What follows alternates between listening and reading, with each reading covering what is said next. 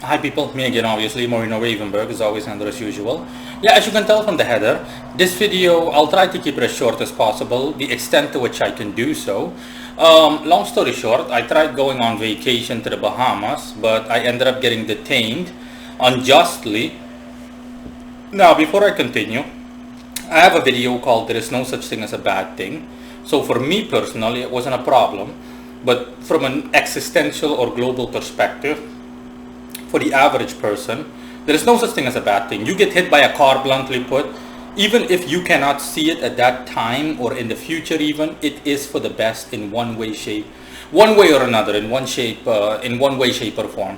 One way or another, you are better off. So for me, I mean, me being who I am, the world's strongest magician, even if I say so myself, it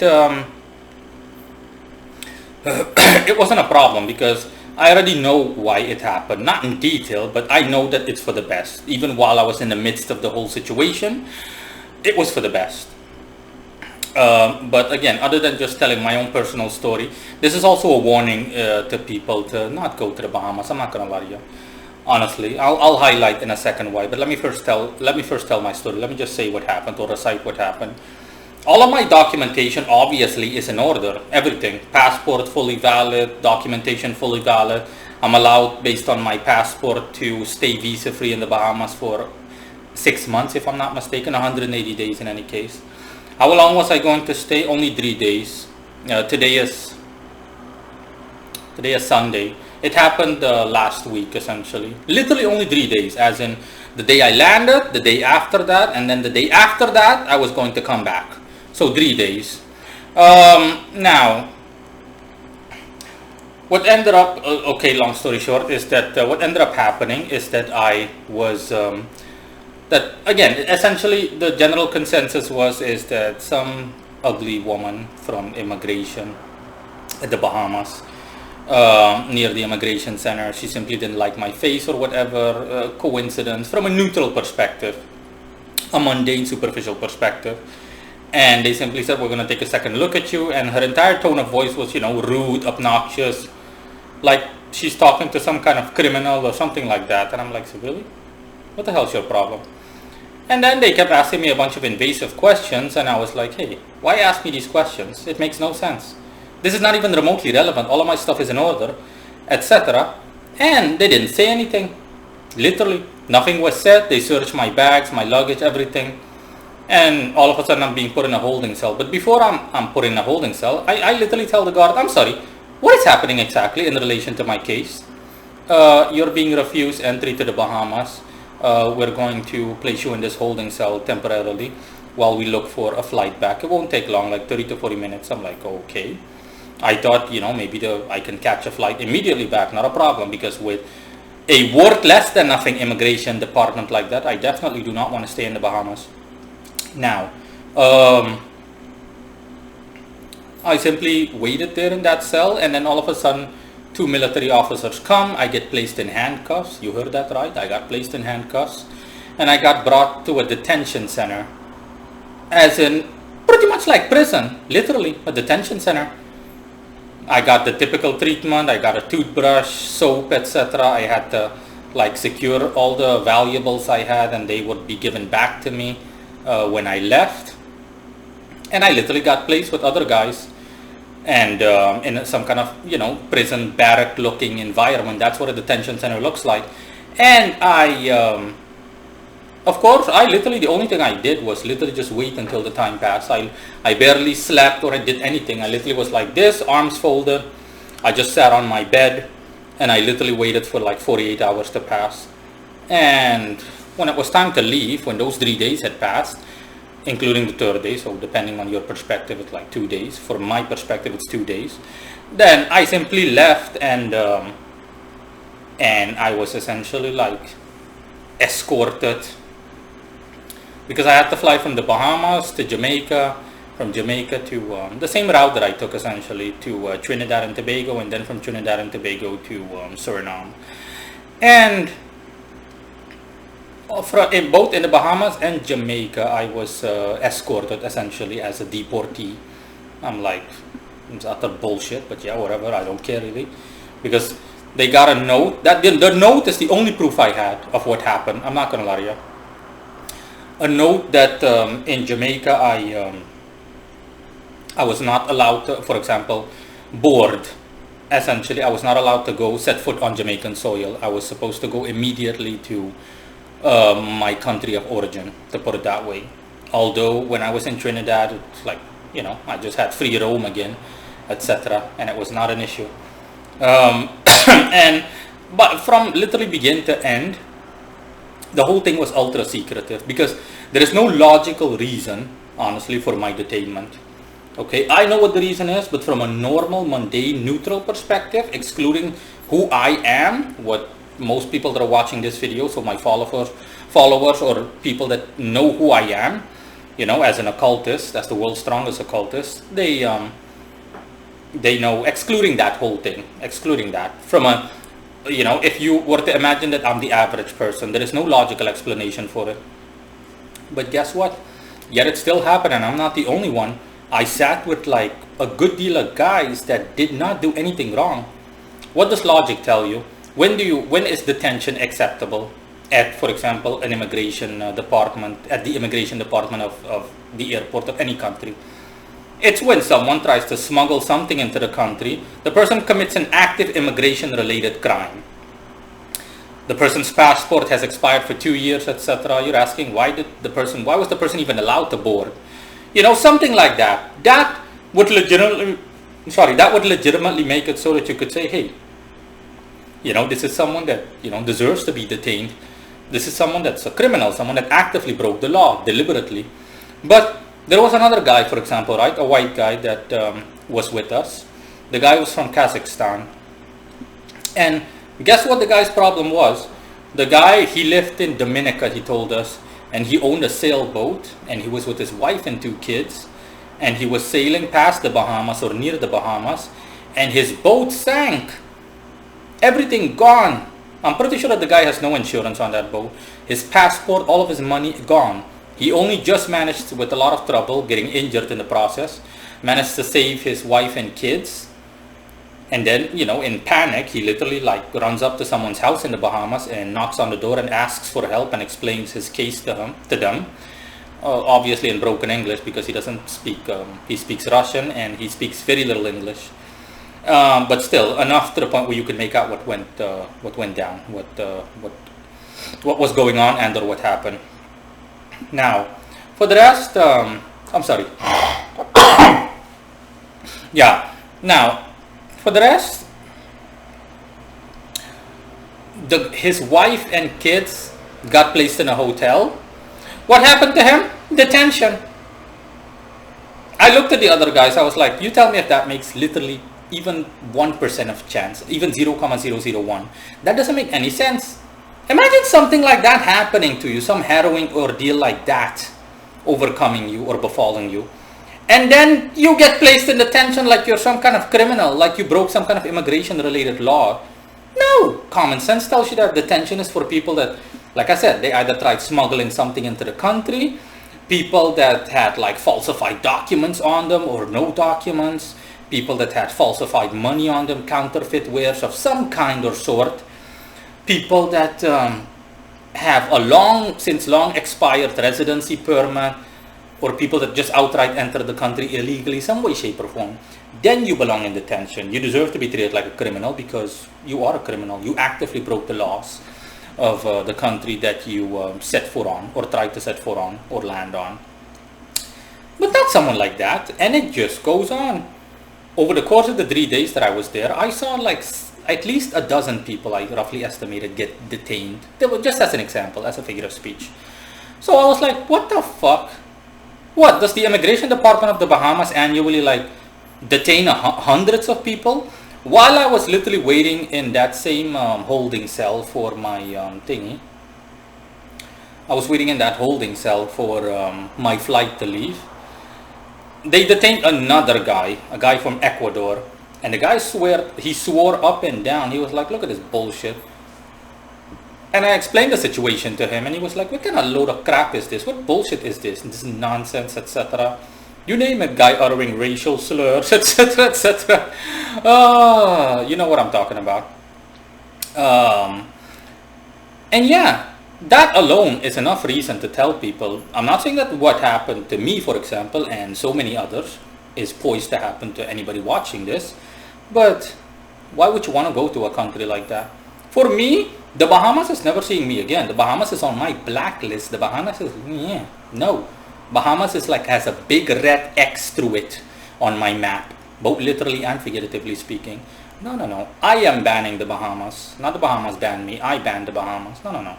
I call it shit Hamas from now on. All of those guys were openly like, nah, the Bahamas is a worthless fucking crappy country. Even in the detention center, a Haitian guy came over to me. He asked me, hey, what's up? What are you in for, if I might ask? And I explained it to him. He was like, but so all of your documentation is in order, everything is in order. I was like, yeah. And a Jamaican guy simply uttered, he's a refusal. They simply refused him to, he was refused entry. That's it. He was like, but no, there is no reason. All of your documents are in order. I was like, exactly my point. I was like, I'm never coming to the Bahamas again. No worries. He was like, yeah, the Bahamas, I'm sorry, man. The Bahamas is a piece of shit country. But yeah, you're seeing that for yourself. I was like, yeah, I saw that. And that brings me to my point as well. A lot of people get taken in by Bahamas-related pamphlets as in, oh, look at how beautiful it is. Like beautiful resorts and tourists, etc. No, no, no. That's not what it looks like. Anybody watching this, rest assured. That is not, I repeat, that is not what the Bahamas looks like. The Bahamas, the things you see on pamphlets, tourist resorts, etc., those beautiful hotels, everything, that makes up 10% more or less of the Bahamas. The rest of the Bahamas, more or less, looks like a typical third world country. A typical African looking shithole, no offense to Africans or anyone from an African shithole, but yeah, that's how horrible it looks. And I noticed that when I was like, for example, I was transferring, I was brought, left and right and whatnot from detention center to airport and vice versa, and you name it. And also the second I landed, I took a look at the airport, I took a look outside, I was like, the only nice thing is nature, like literally. Like the ocean surrounding, the surrounding ocean and the islands themselves geographically, but everything else looks like a typical third world country. There was also another guy that I was stuck with, and he was from Rwanda, from Africa, and with him it was a complicated issue. His visa had expired. He flew through Qatar, Qatar to Great Britain, so from Qatar to the UK, and then from the UK to Cuba, but he didn't have like a visa or something, and then Cuba sent him to the Bahamas, and they essentially turned him around and told him, hey, listen, don't come by anymore. But he said there's nothing he can do about it because he's going to go, he knows what's going to happen, and he explained it to them, but they didn't want to hear it. So he went back to Cuba, and at least based on what he told me, that's the gist of it, summarized. Okay, there might be some kind of inconsistencies in his story as I'm relaying it to people here, but that's the general gist of it, shortly summarized. And then, of course, it happened. They sent him to Cuba, and Cuba ended up sending him back to the Bahamas, because he can't stay in Cuba. They sent him back to the Bahamas, and they were like, oh, I'm sorry, you're coming by again? You don't want to listen to what we told you? We told you don't come back, but you still want to come back? Okay, detention. I saw women getting detained, like, for no valid reason, nothing. And I was like, what kind of nonsense is this? So I strongly suspect that this is foul play at hand, honestly. I think they get paid, or there is some other substantial benefit that the state has and or gets from detaining people. Because I have never in my life met an immigration department like that. I was like, what kind of fucking alien immigration department is this? You're detaining people for no valid reason. That's like me going to the supermarket and the cashier not liking my face or something, and while I'm busy shopping, the police shows up, put your hands behind your back, and I was like, what's up? What's wrong? I didn't do anything. What's the charge? What are you doing? The cashier called us, and for the rest, they don't utter a single other phrase, and you're simply brought. Would you not? The average person would be fuming and flipping out and completely raging all the way. I mean, I have ultra composure, even if I say so myself, an ultra heavy level of composure, even if I say so myself, but still. But again, most people, the average person, would flip out completely, and I can't really blame them. I know that will do more harm than good, generally speaking, so that's why I keep myself composed depending on the situation. And that's the whole thing. If I had gotten like anything in writing or an email or anything that openly stated why I'm being refused entry, but guess what? Unsurprisingly, because I know what time it is with these dipshits, nothing whatsoever, not one single thing that constitutes proof, not one single trace of everything that this entire story that I'm telling people, that I'm relaying to people, not one single thing, nothing. No proof that I was detained, no nothing. Now you tell me if that makes a lick of sense. And I'm pretty sure that that's the case for my so-called detained colleagues as well back then. And yeah, that's pretty much it regarding the story. So for me, it's not a big deal. Again, to people that follow me, this is simply the short part of this is simply that this was a vacation that not a failed vacation, an attempt at a vacation that where things not went awry, but where things did not go as planned. So let's just say a lack of a vacation. I'm simply sharing this recreationally and or miscellaneously with people. It's not a big deal. That's also why I was offline for a couple of days, and people that know me noticed it. For example, my landlord, the owner of the house that I'm renting, he, by coincidence, he's also here. He told me that he would be here. And he like messaged me on both my WhatsApp accounts, both WhatsApp numbers, you name it. And he told me, you're always online. I'm not used to the fact. When I saw him face to face, when I was already back in my home country, he told me, I'm not used to that from you. I'm not used to you being like offline. So I was immediately like, I thought that something was wrong. And I was like, no. Oh yeah, FYI, the reason that I didn't have internet is because they detained my phone. That's it. As in literally, like, my phone was confiscated, everything. Like I said, you're completely like, it's like you're a criminal, like you're a serial killer or murderer. You're not allowed to have your phone on you. You're not allowed to have anything whatsoever. You're subject to strip searching or being strip searched. So just plain strip searches, where you have to do the whole thing, put your hand, get down on your knees and put your hands behind your head. I went through all of that shit, I mean, yeah, it's me, so I took it like a champ, but the average person would be fuming and super traumatized by something like that. Like I said, you're literally being treated like a mid to high level crook, like you're a serious danger to society, which is utter bullshit.